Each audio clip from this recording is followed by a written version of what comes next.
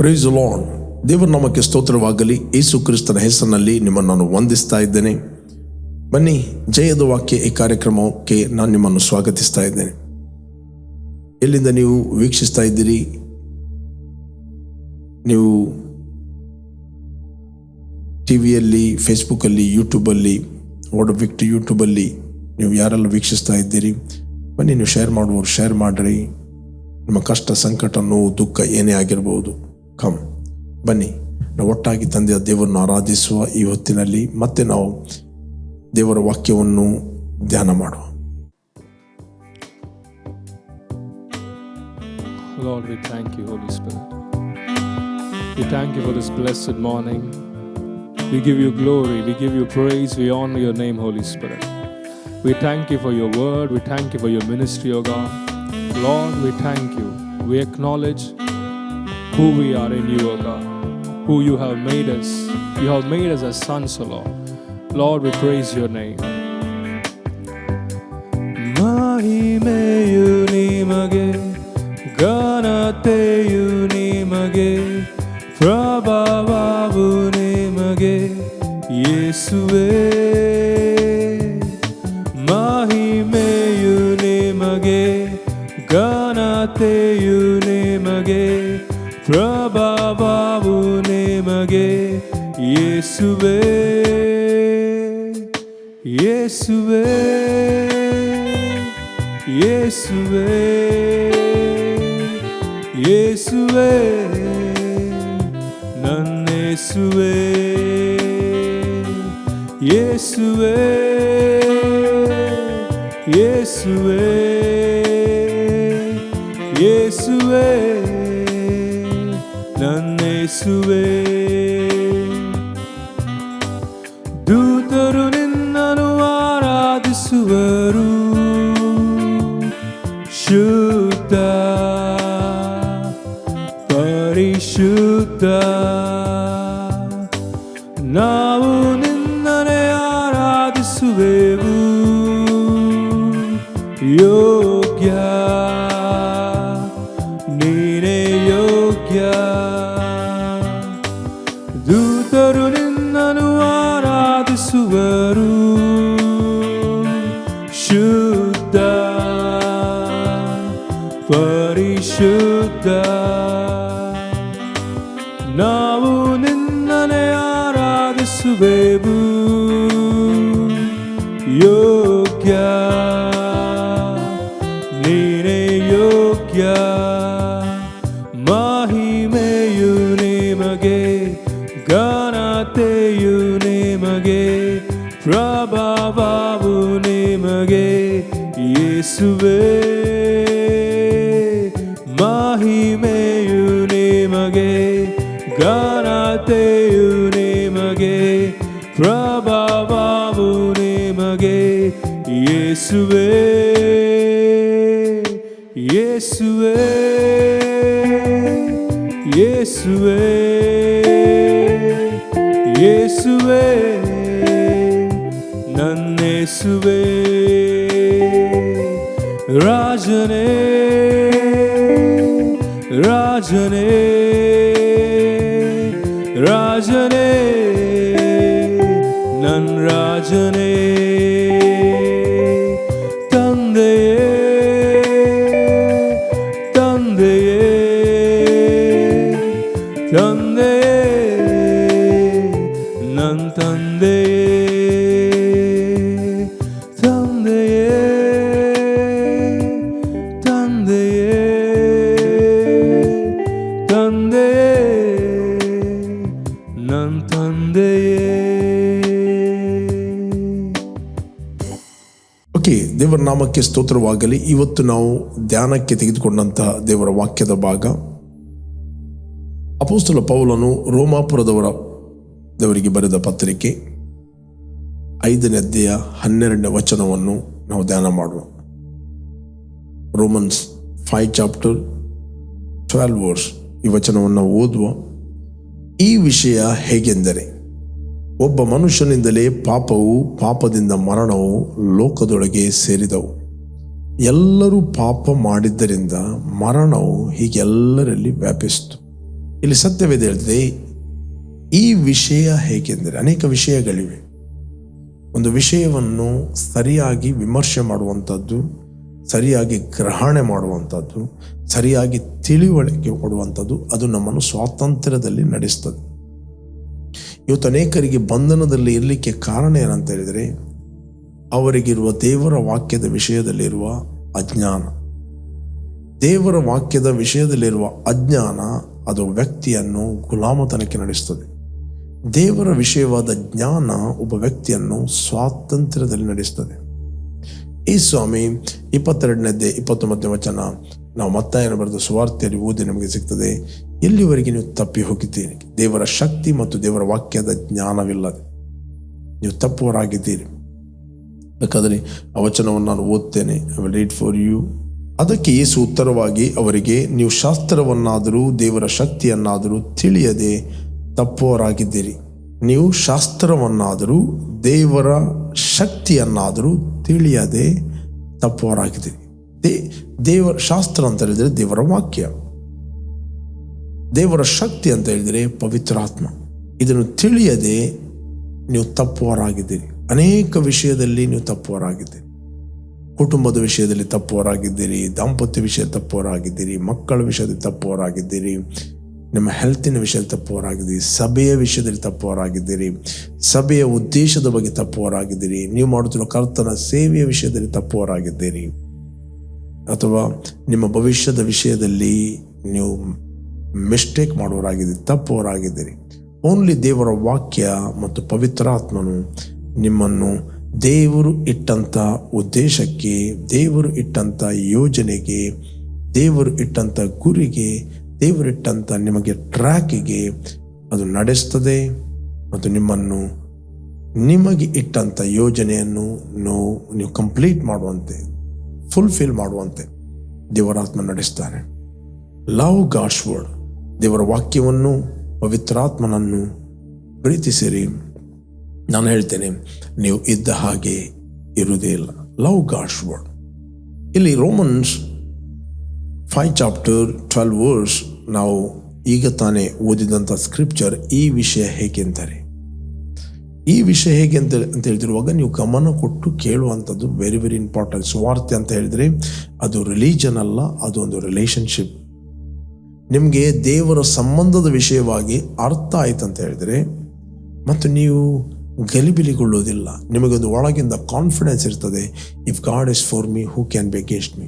ಇವತ್ತು ಅನೇಕರು Born again ಆಗಿದ್ದಾರೆ, ರಕ್ಷಣೆ ಹೊಂದಿದ್ದಾರೆ, ಬಟ್ ಅವರಿಗೆ ದೇವರ ಸಂಬಂಧದ ವಿಷಯವಾಗಿ ಇನ್ನೂ ತಿಳುವಳಿಕೆ ಆಗಲಿಲ್ಲ. ಅವರು ಸಂಬಂಧದಲ್ಲಿ ಇದ್ದರೂ ಒಂದು ಧಾರ್ಮಿಕ ಜೀವಿತವನ್ನು ಜೀವಿಸ್ತಾರೆ. ಕೇವಲ ಒಂದು ಸಂಡೇ ಬಂದರು, ಟೈಮ್ಗಿಂತ ಮುಂಚೆ ಹೋದರು ಮತ್ತು ಅವರ ಲೋಕದಲ್ಲಿ, ಅವರ ಪ್ರಪಂಚದಲ್ಲಿ ಇರ್ತಾರೆ. ಒಬ್ಬ ರಿಲೀಜಿಯಸ್ ವ್ಯಕ್ತಿಯಾಗಿ ಜೀವಿಸ್ತಾರೆ. ಓಕೆ, ಯಾವ ವ್ಯಕ್ತಿ ಬಾರ್ನ್ ಅಗೇನ್ ಆಗಿದ್ದಾನೋ ಅವರ ಅಂತರ್ಯದ ಮನುಷ್ಯನನ್ನು ಡೆವಲಪ್ ಮಾಡುವ, ಜ್ಞಾನದಲ್ಲಿ ಬೆಳಗುವಂಥ ಒಂದು ಒಂದು ಒಂದು ತೀರ್ಮಾನ ಅವರ ಜೀವಿತದಲ್ಲಿ ಇರುವುದಿಲ್ಲ. ಬಟ್ ನಾನು ನಿಮಗೆ ಎನ್ಕರೇಜ್ ಮಾಡ್ತೇನೆ, ಪ್ರೈಸ್ ಗಾಡ್, ದೇವರ ವಾಕ್ಯವನ್ನು ಕರೆಕ್ಟಾಗಿ ಓದಿರಿ, ದೇವರ ವಾಕ್ಯವನ್ನು ತಿಳಿದುಕೊಳ್ಳಿರಿ. ಯೇಸು ಸ್ವಾಮಿ ಹೇಳಿದ, ಕೇಳಿರಿ ಮತ್ತು ತಿಳಿದುಕೊಳ್ಳಿರಿ. 2 ವಿಷಯ ವೆರಿ ವೆರಿ ಇಂಪಾರ್ಟೆಂಟ್. ದೇವರ ವಾಕ್ಯ ಕೇಳುವವರು ತುಂಬ ಜನ ಇದ್ದಾರೆ, ತಿಳಿಯುವವರು ಕಮ್ಮಿ ಇದ್ದಾರೆ. ಇಲ್ಲಿ ಯೇಸು ಸ್ವಾಮಿ ಹೇಳಿದ, ದೇವರ ವಾಕ್ಯವನ್ನು ಕೇಳಿರಿ ಮತ್ತು ತಿಳಿದುಕೊಳ್ಳಿರಿ. 10ನೇ ವಚನ ಓದ್ತೇನೆ, ಮತ್ತಾಯ 15ನೇ ಅಧ್ಯಾಯ 10ನೇ ವಚನ. ಆಮೇಲೆ ಯೇಸು ಜನರ ಗುಂಪನ್ನು ಹತ್ತಿರಕ್ಕೆ ಕರೆದು ಅವರಿಗೆ, ಕಿವಿಗೊಟ್ಟು ಕೇಳಿರಿ, ತಿಳಿದುಕೊಳ್ಳಿರಿ. ಕಿವಿಗೊಟ್ಟು ಕೇಳಿರಿ ಮತ್ತೆ ತಿಳಿದುಕೊಳ್ಳಿರಿ. ತುಂಬ ಜನ ಕೇಳ್ತಾರೆ ಬಟ್ ತಿಳಿಯುವುದಿಲ್ಲ ಅಂತ ಹೇಳಿದರೆ still you are in bondage. Maybe ನೀವು ಬಾರ್ನ್ ಅಗೇನ್ ಆಗಿದ್ದಿ, ನೀನು ಸ್ವಾತಂತ್ರ್ಯನಾಗಿದ್ದಿ, ಬಟ್ ನಿನಗೆ ನಿನ್ನ ಸ್ವಾತಂತ್ರ್ಯ ಗೊತ್ತಿಲ್ಲ. ನಿಮ್ಮ ಸ್ವಾತಂತ್ರ್ಯವನ್ನು ನೀವು ಬಂಧನದಲ್ಲಿ ಹಾಕುವಂಥದ್ದು ಅದು ಸ್ವಾತಂತ್ರ್ಯ ಅಂತ ಅನ್ನಿಸ್ತೀರಿ. ನಿಮ್ಮ ಶಾರೀರಿಕ ಎಂಜಾಯ್ಮೆಂಟೇ ಅದು ಸ್ವಾತಂತ್ರ್ಯ ಅಂತ ಅನ್ನಿಸ್ತೀರಿ. ಅದು ಸ್ವಾತಂತ್ರ್ಯ ಅಲ್ಲ. ನೀವು ಪ್ರತಿಯೊಂದು ನಿಮ್ಮ ಶಾರೀರಿಕ ಎಂಟರ್ಟೈನ್ಮೆಂಟ್ ನಿಮ್ಮನ್ನು ಉರುಳಿಗೆ ಮತ್ತು ಟ್ರ್ಯಾಪಿಗೆ, ಡಿಸ್ಟ್ರಾಕ್ಷನ್ಗೆ ಕೊಂಡು ಹೋಗ್ತದೆ. ಓಕೆ, ಇಲ್ಲಿ ಈ ವಿಷಯ ಹೇಗೆಂದರೆ, ಒಬ್ಬ ಮನುಷ್ಯನಿಂದ ಪಾಪವು, ಪಾಪದಿಂದ ಮರಣವು, ಎಲ್ಲ ಮನುಷ್ಯರು ಪಾಪ ಮಾಡಿದ್ದರಿಂದ ಮರಣವು ಎಲ್ಲರನ್ನು ವ್ಯಾಪಿಸ್ತು. ನಾವೆಲ್ಲರೂ ಹುಟ್ಟಿದ್ದು ಲೋಕದಲ್ಲಿ ಎಷ್ಟೇ ಜನರಿರ್ಬೋದು,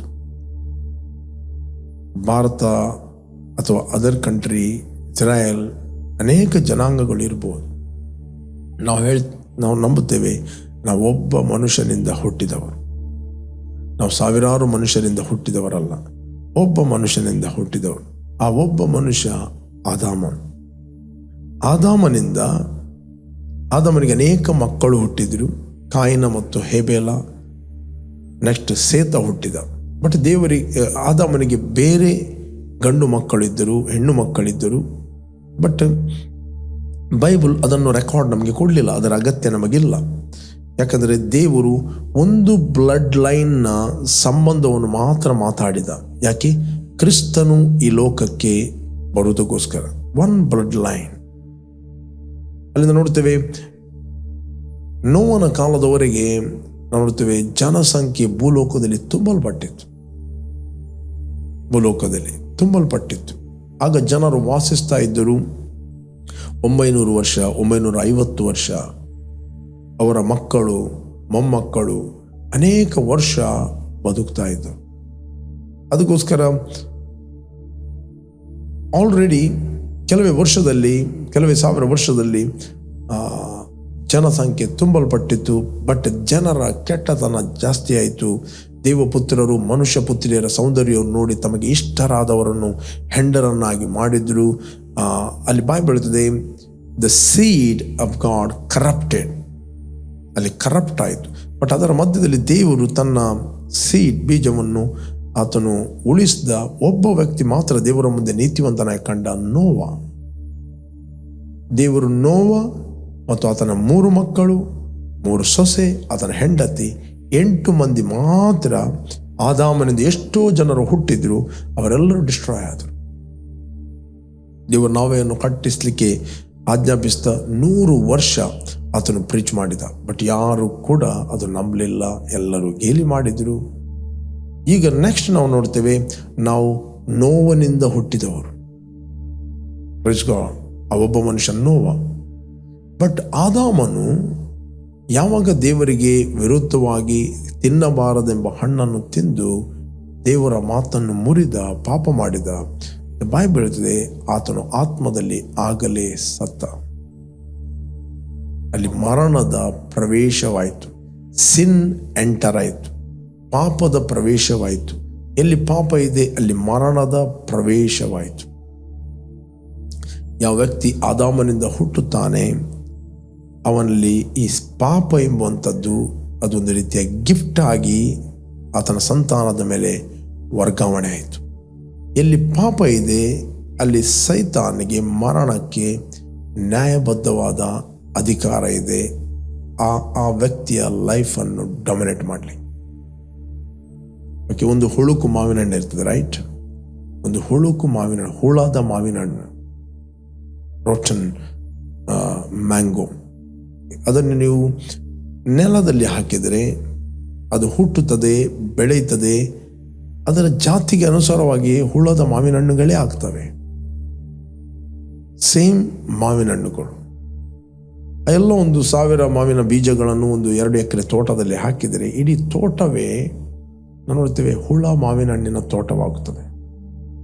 ತಂದದ್ದು ಒಂದೇ ಬೀಜ, ಒಂದು ಮಾವಿನ ಬೀಜದಿಂದ ಇಡೀ ಅರಣ್ಯ ಹುಟ್ಟಿದೆ ಅಂತ ಹೇಳಿದರೆ, ಅದೇ ರೀತಿ ಮನುಷ್ಯನು ಹುಟ್ಟಿದ್ದು ಒಬ್ಬ ಮನುಷ್ಯನ ಮೂಲಕ.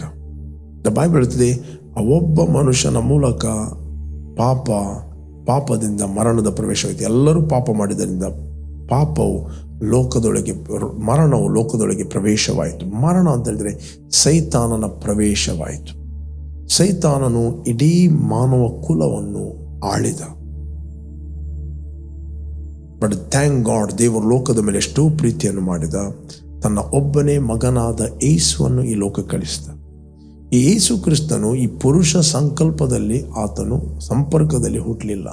ಆತನು ಕನ್ಯಾ ಮರಿಯಳ ಗರ್ಭದಲ್ಲಿ ಪವಿತ್ರಾತ್ಮನ ಮೂಲಕ ಆತನು ಹುಟ್ಟಿದ. ಪವಿತ್ರಾತ್ಮನ ಮೂಲಕ ಆತನು ಹುಟ್ಟಿದ. ಆತನಲ್ಲಿ ಮಾತ್ರ ಪಾಪ ಇರಲಿಲ್ಲ. There was no sin in his life. Okay, ಪಾಪ ಇಲ್ಲದ ವ್ಯಕ್ತಿ ನಮ್ಮ ಪಾಪಗಳ ನಿಮಿತ್ತವಾಗಿ ತನ್ನನ್ನು ಮರಣಕ್ಕೆ ಒಪ್ಪಿಸಿಕೊಟ್ಟ. ಯಾಕಂದರೆ ಪಾಪ ಮಾಡಿದ ವ್ಯಕ್ತಿ ಅವನು ಸಾಯಲೇಬೇಕು, ಅವನಿಗೆ ತೀರ್ಪು ಮರಣ. ಬಟ್ ದೇವರಿಗೆ ಇಷ್ಟ ಇಲ್ಲ ನಾವು ಸಾಯುವಂಥದ್ದು.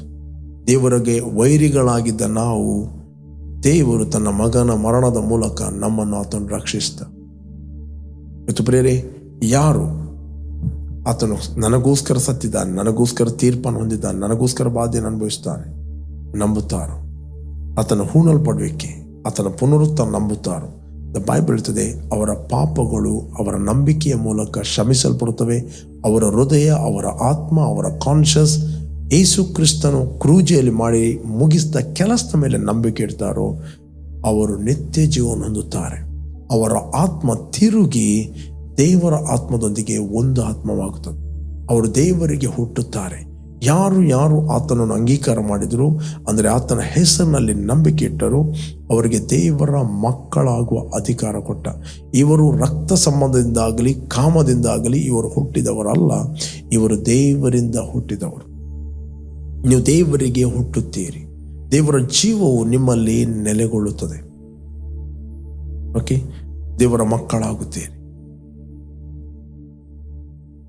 ಎಲ್ಲ ನಿಮ್ಮ ಹಿರಿಯರಿಂದ ಬಂದ, ನಿಮ್ಮ ಅನ್ಸೆಸ್ಟರ್ನಿಂದ ಬಂದ ಶಾಪಗಳಿಂದ ನೀವು ಬಿಡುಗಡೆ ಹೊಂದಿದ್ದೀರಿ.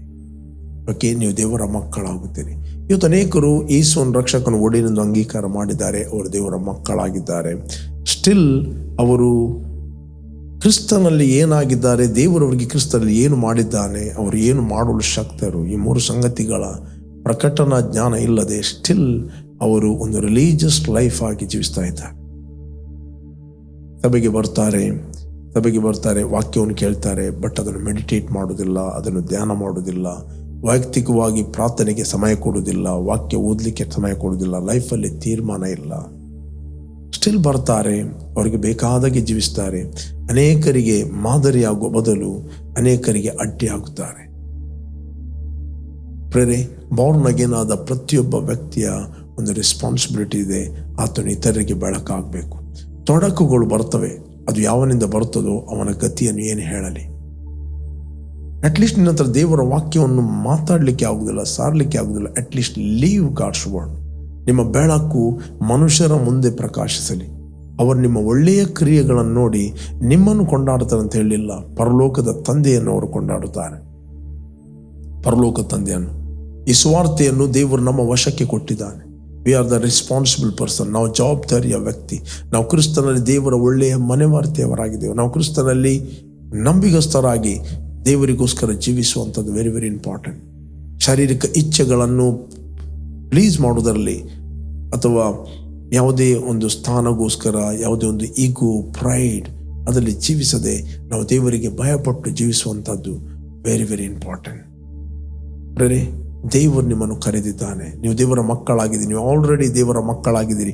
ಯಾರು ನೀವು ವೀಕ್ಷಿಸ್ತಾ ಇದ್ದೀರಿ, ನಾನು ನಿಮಗೆ ಎನ್ಕರೇಜ್ ಮಾಡುತ್ತೇನೆ, ನೀವು ಜವಾಬ್ದಾರಿತ ವ್ಯಕ್ತಿ ಆಗಿದ್ದೀರಿ. You are the responsible person to share is love, share is finish work of the cross. ಕ್ರೂಜೆಯಲ್ಲಿ ಆತನು ಮಾಡಿ ಮುಗಿಸಿದ ಕೆಲಸವನ್ನು ಇತರರಿಗೆ ಸಾರುವಂತಹ ಒಂದು ಜವಾಬ್ದಾರಿತ ವ್ಯಕ್ತಿ ನೀನು ಆಗಿದ್ದಿ. ನಿನ್ನ ಜವಾಬ್ದಾರಿಯನ್ನು ನೀನು ಮಾಡೋದಿಲ್ಲ ಅಂತ ಹೇಳಿದರೆ ನೀನು ಅದಕ್ಕೆ ಬೆಲೆ ಕಟ್ಟಬೇಕಾಗ್ತದೆ. ಅದರ ಪರಿಣಾಮ the weakness, rejection, pain, the hurt. ನಿನ್ನ ಜೀವಿತದಲ್ಲಿ ಲೋಕ ನಿನ್ನನ್ನು ಆಕ್ರಮಿಸಲಿಕ್ಕೆ ನೋಡ್ತದೆ. ಯಾವಾಗ ಸ್ವಾಮಿ ಕೊಟ್ಟ ಕೆಲಸದಲ್ಲಿ ನೀವು ಬ್ಯುಸಿ ಆಗಿರುತ್ತೀರಿ, ನೀವು ನಕ್ಷತ್ರಗಳಂತೆ ಪ್ರಕಾಶಿಸ್ತೀರಿ. ಜ್ಞಾನಿಗಳು ಅನೇಕರನ್ನು ಸಧರ್ಮಿಗಳನ್ನಾಗಿ ಮಾಡುವರು, ಯುಗ ಯುಗಾಂತರಗಳಲ್ಲಿ ನಕ್ಷತ್ರಗಳಂತೆ ಹೊಳೆಯುವರು ಅಂತ ಬೈಬಲ್ ಹೇಳ್ತದೆ. ದಾನಿಯೇಲ 12ನೇ ಅಧ್ಯಾಯದಲ್ಲಿ ಓದಿದರೆ ನಮಗೆ ಸಿಗ್ತದೆ, ಬೇಕಾದರೆ ನಾನು ತೆಗಿತೇನೆ. ಡ್ಯಾನಿಯಲ್ 12ನೇ ಅಧ್ಯಾಯ 3ನೇ ವಚನ.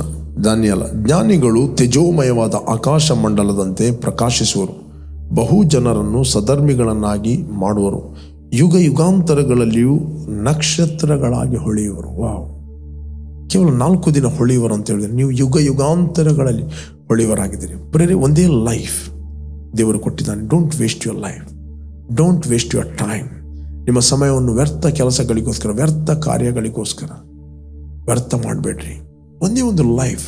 ನೀವು ಯುಗಾಂತರಗಳಲ್ಲಿ ಸ್ಟಾರ್ಗಳಾಗಿ ಹೊಳೆಯುತ್ತೀರಿ, ಯುಗಾಂತರಗಳಲ್ಲಿ ನಕ್ಷತ್ರಗಳಾಗಿ ನೀವು ಹೊಳೆಯುತ್ತೀರಿ, ಯುಗಾಂತರಗಳಲ್ಲಿ ನೀವು ಅದರ ಸಮೃದ್ಧಿಯನ್ನು ಅನುಭವಿಸ್ತೀರಿ, ಯುಗಾಂತರಗಳಲ್ಲಿ ನೀವು ಪ್ರಿಯರೇ ಹೊಳೆಯುತ್ತೀರಿ.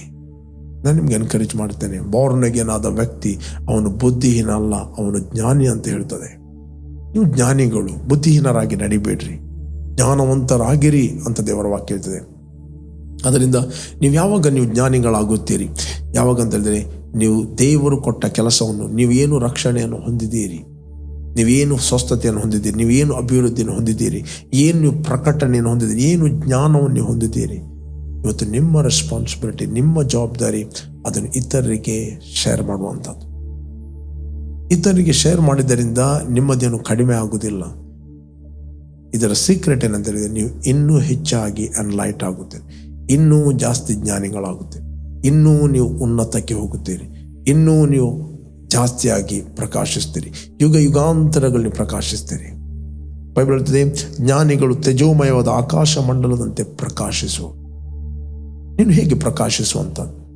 Preaching the gospel, sharing the love of God. ದೇವರು ನಿನ್ನನ್ನು ಎಲ್ಲಿ ಇಟ್ಟಿದ್ದಾನೆ, ಆಫೀಸಲ್ಲಿ ಇಟ್ಟಿದ್ದಾನೋ ಅಥವಾ ಎಲ್ಲಿ ಇಟ್ಟಿದ್ದಾನೋ, ಪ್ರೇರೆ ನಿನ್ನ ಪಕ್ಕದಲ್ಲಿ ಯಾರಿದ್ದಾರೆ? ಫಸ್ಟ್ ನಾನು ಅವರಿಗೆ ಅಷ್ಟು ಈಸಿಯಲ್ಲಿ ಶೇರ್ ಮಾಡಲಿಕ್ಕೆ ಆಗುದಿಲ್ಲ, ಅವರು ಕಟ್ಟ ಇಂಥ ಜನ, ನೋ ಪ್ರಾಬ್ಲಮ್. ಜಸ್ಟ್ ಅವರ ಮುಂದೆ ನೀನೊಂದು ಜೀವಿಸು ಅಷ್ಟೇ. ಅವರ ಅನೇಕ ನೆಗೆಟಿವ್ ಜೋಕ್ಗಳನ್ನು ಮಾಡ್ಬೋದು, ಅವರೊಟ್ಟಿಗೆ ಕ್ರಿಯೆ ಆಗಬೇಡ, ಜಸ್ಟ್ ಬಾಯಿ ಮುಚ್ಚು. ಕೆಲವೊಮ್ಮೆ ನೀವು ಬಾಯಿ ಮುಚ್ಚಿದಾಗ ಅನೇಕ ರಕ್ಷಣೆ ಬರುತ್ತಾರೆ. ಅವರೊಟ್ಟಿಗೆ ಸೇರಿ ಅವರನ್ನು ಪ್ಲೀಸ್ ಮಾಡೋದಕ್ಕೋಸ್ಕರ ಅವರೊಟ್ಟಿಗೆ ಎಂಟರ್ಟೈನ್ ಮಾಡಬೇಡಿ. ನೀನೊಬ್ಬ ಸ್ಟೂಡೆಂಟ್ ಆಗಿರ್ಬೋದು, ಅನೇಕ ಮಕ್ಕಳು ಡ್ರಗ್ ಎಳಿತಾರೆ, ಸಿಗರೆಟ್ ಎಳಿತಾರೆ, ಹುಡುಗಿಯರಿಗೆ ಚುಡಾಯಿಸ್ತಾರೆ. ನೀನು ಅವರೊಟ್ಟಿಗೆ ಸೇರಬೇಡ, ಅವರು ನಿನ್ನನ್ನು ಅಕ್ಸೆಪ್ಟ್ ಮಾಡುವ ಹಾಗೆ. But live a separation life. ಅವರಿಗೆ ಬೆಳಕಾಗಿ ಜೀವಿಸು. ಆದರೆ ಒಂದೆರಡು ಜನ ನಿನಗೆ ಏನಾದರೂ ಹೇಳಿ ಕ್ರಿಟಿಸೈಸ್ ಮಾಡ್ಬೋದು, ಬಟ್ ಅನೇಕರು ನಿನ್ನ ಜೀವಿತವನ್ನು ನೋಡಿ ರಕ್ಷಣೆ ಹೊಂದ್ತಾರೆ.